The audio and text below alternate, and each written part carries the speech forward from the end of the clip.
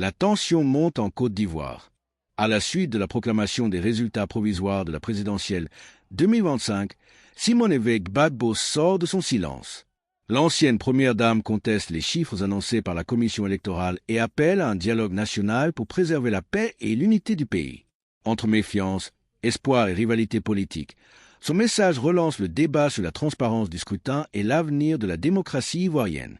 Dans cette vidéo, découvrons ensemble les révélations, réactions et implications de cette sortie très attendue.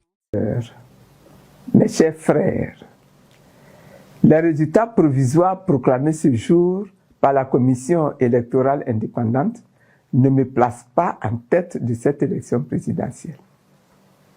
Je prends acte de ces résultats, tout en gardant au plus profond de moi la conviction que le combat que nous avons mené ensemble n'a pas été vain. Je tiens à remercier le gouvernement qui a mis à ma disposition des forces de sécurité pour assurer efficacement ma protection durant la campagne présidentielle. Au-delà des chiffres et des annonces officielles, cette campagne a révélé quelque chose de bien plus profond. La soif de justice, de vérité et de dignité qui habite notre peuple. Ce que les urnes n'ont pas traduit aujourd'hui, l'histoire le retiendra. Le peuple ivoirien aspire au changement.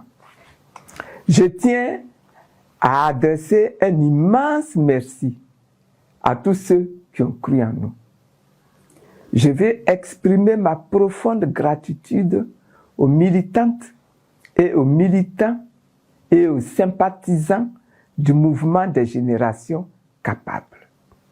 À nos alliés, le COGEP de Charles Blé Goudé, l'AIRD d'Éric Caillé, Objectif République de Paul Hervé Agoubli, Icône de Yves Mayobo, Pour la Côte d'Ivoire de Viviane Pété, le Sursaut national de Marcelin Kwame, le PSD de Akadje Séraphin, ainsi qu'à toutes les Ivoiriennes et à tous les Ivoiriens qui, malgré les obstacles, malgré la peur, ont eu le courage d'exprimer leur choix. Votre engagement, votre détermination et votre foi ont donné sens à ma candidature et à notre combat collectif pour une Côte d'Ivoire réconciliée, transformée et souveraine. Je suis fier de vous et je vous dis du fond de mon cœur, merci. Les résultats proclamés aujourd'hui ne reflètent pas fidèlement la volonté populaire. Deux grandes causes expliquent la situation que nous observons. Premièrement, nous avons un système électoral inéquitable et verrouillé. Depuis des mois, nous avons réclamé des réformes profondes pour garantir un scrutin inclusif, transparent et crédible.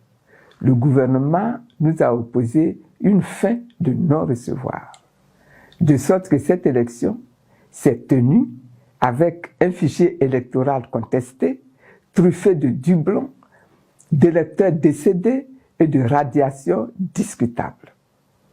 Une commission électorale déséquilibrée, où le pouvoir a conservé une influence écrasante.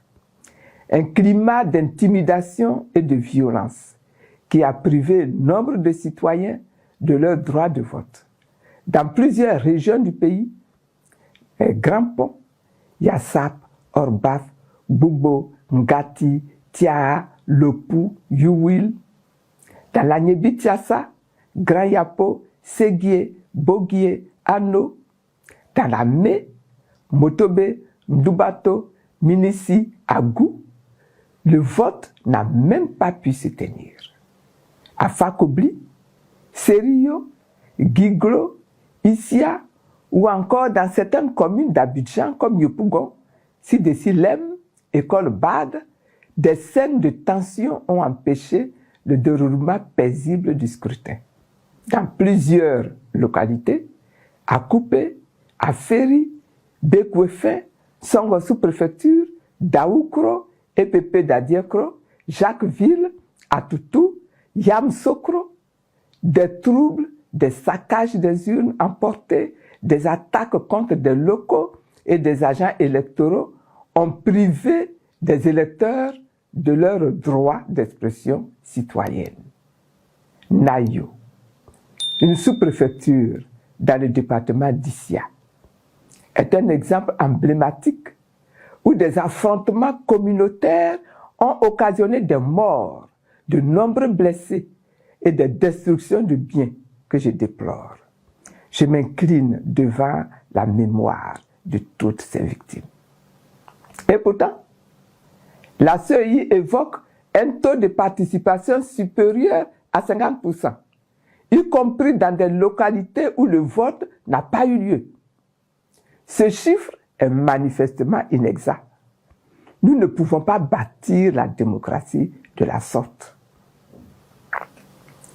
Nous avons eu une opposition divisée, dont une partie a créé un climat de peur et de violence.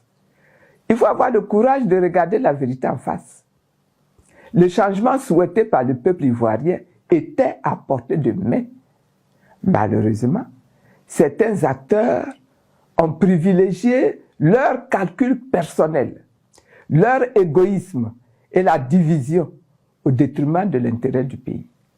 Cette fraction de l'opposition s'est employée à créer la peur, la psychose et la violence, décourageant des millions d'Ivoiriens d'aller voter et offrant ainsi sur un plateau d'or à Alassane Ouattara un 4e mandat qu'il prétendait pourtant combattre. Face à cette insécurité organisée, beaucoup de familles ont préféré rester enfermées chez elles plutôt que de risquer leur vie. Oui, nos concitoyens ont choisi la prudence, non par indifférence, mais par peur. Et cette peur, savamment entretenue, a été l'un des instruments les plus puissants de la confiscation du vote populaire. Je condamne avec fermeté ces comportements déloyaux et contraires à l'esprit démocratique. Nous avons connu une élection profondément inégale. Oui, je dénonce également la dérive financière du processus électoral qui crée une inégalité insurmontable entre les candidats. En effet, pour simplement assurer la présence de nos représentants dans tous les bureaux de vote, il nous aurait fallu mobiliser plus de 630 millions de francs CFA, chaque représentant coûtant entre 10 000 et 25 000 francs selon les zones. Aucune démocratie digne de ce nom ne peut tolérer ni supporter une telle injustice structurelle. Il y a encore des réformes à engager. Et pour cela, j'en appelle encore au dialogue national. Je réaffirme ma détermination à poursuivre le combat pour une réforme profonde du système électoral. La Côte d'Ivoire ne pourra pas bâtir une démocratie durable tant que les institutions électorales resteront sous tutelle politique.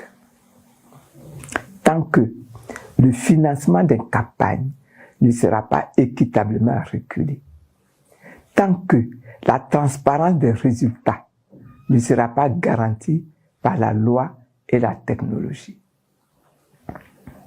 Je demande l'ouverture d'un dialogue national inclusif pour restaurer la confiance, pour recoudre le tissu social et panser les blessures de notre nation. Ces blessures, faites d'exil, d'humiliation, de division et de prison, ne guériront ni par la force, ni par le silence, mais par la vérité, par la justice et par le pardon mutuel. Je sollicite la clémence du président de la République pour la libération de toutes les personnes arrêtées et non encore jugées, et l'amnistie ou à défaut la grâce présidentielle pour toutes les personnes déjà jugées et condamnées dans le cadre de cette élection. Militants, délégués ou simples citoyens. Aucun Ivoirien ne doit être emprisonné pour avoir exercé un droit démocratique. Frères, mes chers compatriotes, je garde une foi intacte dans le destin de la Côte d'Ivoire. C'est pour cela que je tends la main à tous, aux vainqueurs du jour, aux partis politiques, à la société civile, aux jeunes et aux femmes, aux chefs traditionnels et aux religieux. Unissons nos intelligences et nos cœurs pour rebâtir notre pays sur des bases morales, souveraines et dans la solidarité. Je l'ai déjà dit et je le répète. Ma vie entière est un engagement pour la liberté, pour la dignité et pour la souveraineté de notre peuple. Je continuerai à me battre avec la même détermination pour l'idéal de société que je porte. Une Côte d'Ivoire réconciliée, totalement transformée, souveraine et fière de son identité africaine. Le chantier